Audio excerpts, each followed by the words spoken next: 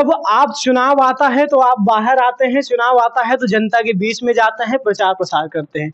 और जब चुनाव खत्म हो जाता है तो आप कहीं लखनऊ चले जाते हैं, कहीं कहाँ चले जाते हैं। जब यहाँ जनता आपसे मिलना चाहती है तो आप रहते नहीं, आप जनता के बीच में नहीं निकलते हैं।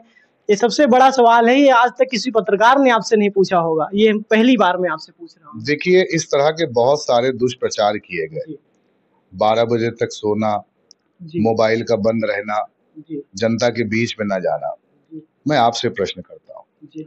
अगर हम लोग जनता के सुख-दुख में, ये बात सही आपने कहा कि चुनाव प्रचार में हम लोग और ज़्यादा तेज़ी से प्रचार करते हैं। जी, बिल्कुल। मेरी आदत है जी। हमेशा से कि मैं चुनाव का जब आता है, तो मेरा एक औसत है कि मैं 15 से 16 गाँव डोर टू डोर घूमता हूँ, जी। 1 दिन में। जी। ये मेरा औसत है, मेरी चलने की जो स्पीड है वो भी काफ़ी तेज़ है। जी। मेरे साथ पंडित जी बैठे हैं जी। और भी हमारे साथी इमरान बैठे हैं। जी। ये लोग जानते हैं कि मैं बहुत तेज़ चलता हूँ, जी। तो मैं कवर कर लेता हूँ, इसमें जी। कोई दो राय नहीं। लेकिन साधारण दिनों में जी। अगर लोगों के सुख-दुख में मैं ना शामिल होता, जी। तो लोगों को इतना प्रेम मिल पाता। जी।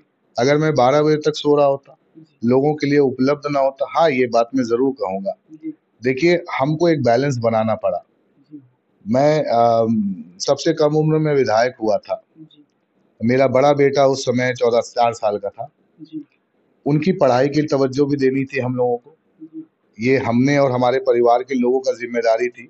तो समय थोड़ा हमको लखनऊ भी देना पड़ता था उस दौर में। जी। अब जब बच्चे बड़े हो गए हैं जी। और अपना ख़्याल रख सकते हैं, जी। तो ज़्यादातर समय मैं रुदौली में देता हूँ। जी। और आप देख भी रहे हैं जी। कि लगातार कई वर्षों से मैं कंटिन्यूअस रुदौली ही रहता हूँ। जी। लेकिन मैं लखनऊ इसलिए नहीं जाता हूँ कि यहाँ की काम ना करना पड़े। जी। आपको क्या लगता है कि मैं जब लखनऊ रहता हूँ, तो लोगों से मेरा संपर्क टूट जाता है क्या? लोग लखनऊ भी आते हैं, जी। जिसका जो काम होता है वो काम के लिए होता है। तो ये एक दुष्प्रचार है। जी। हर उस व्यक्ति ने कहा कि 12 बजे तक सोते हैं, जो आज तक यहाँ देखने भी नहीं आया।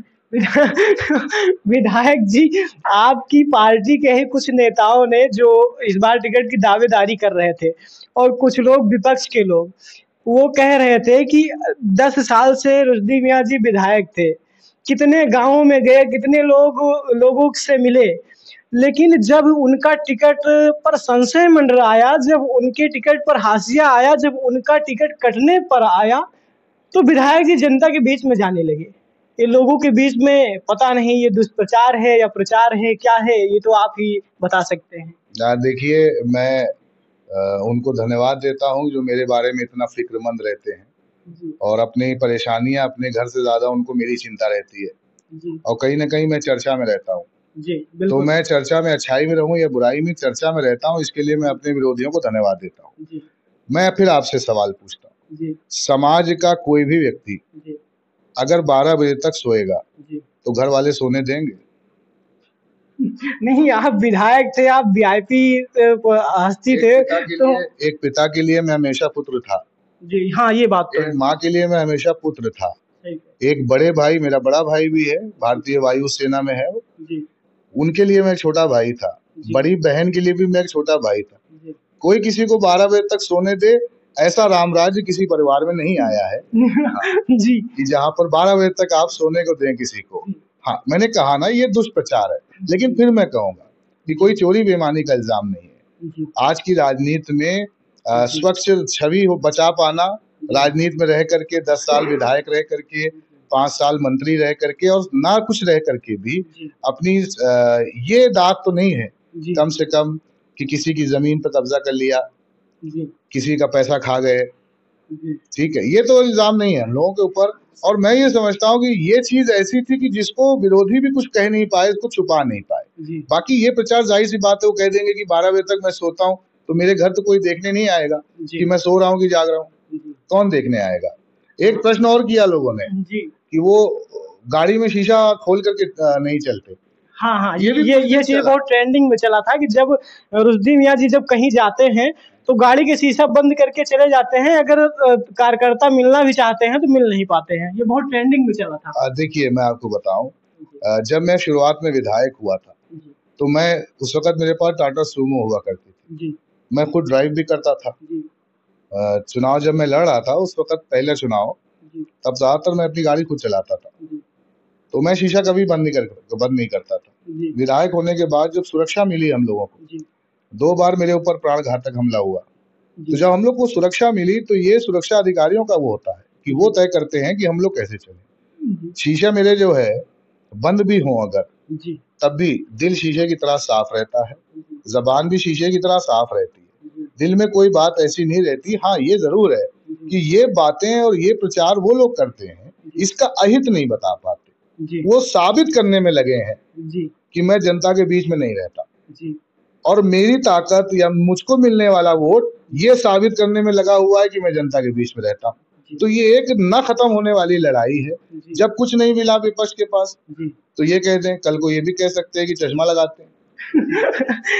कल को ये भी आरोप लगा सकते हैं कि जीन्स पहनते हैं, नौजवानों की तरह रहते हैं, इतनी उम्र हो गई है। तो भाई इसका कोई जवाब नहीं है हमारे पास। मैंने आपसे प्रश्न किया, अगर इस विधानसभा क्षेत्र में आम दिनों में लोगों के सुख दुख में हम लोग शामिल न होते तो इतनी मोहब्बत और इतना प्रेम क्या मिलता?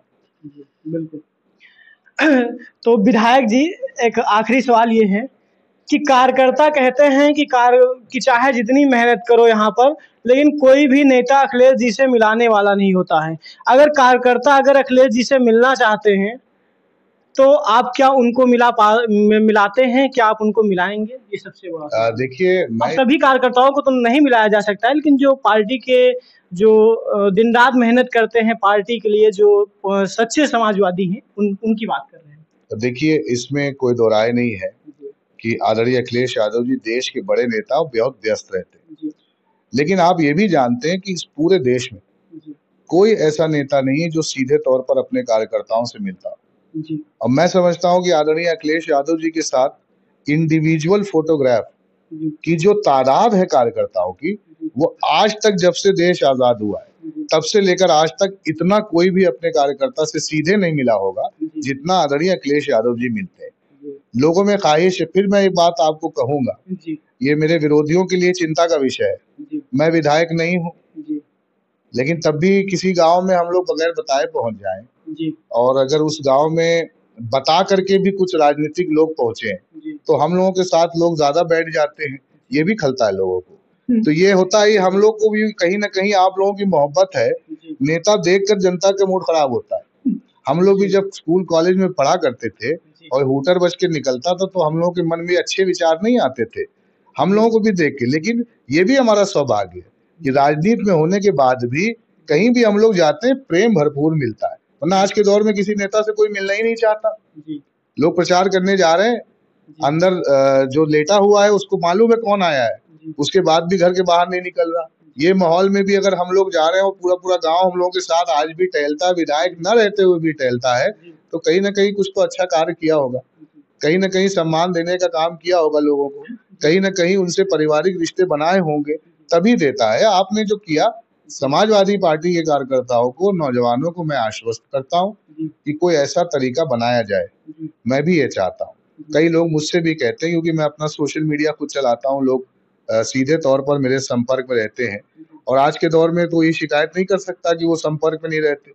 मैं अपना व्हाट्सएप दिन भर में 1200 से 1500 मैसेज में रिप्लाई करता हूँ। कभी आप मैसेज करके देख लेना।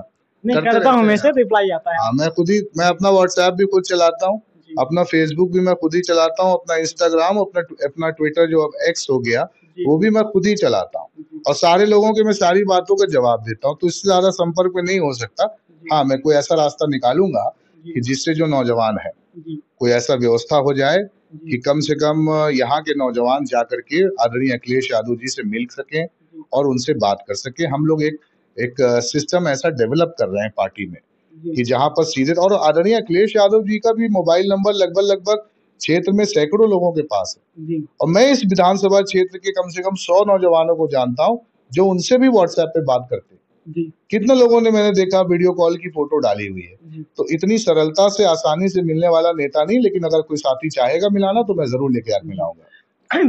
विरोधी दलों के नेताओं ने आप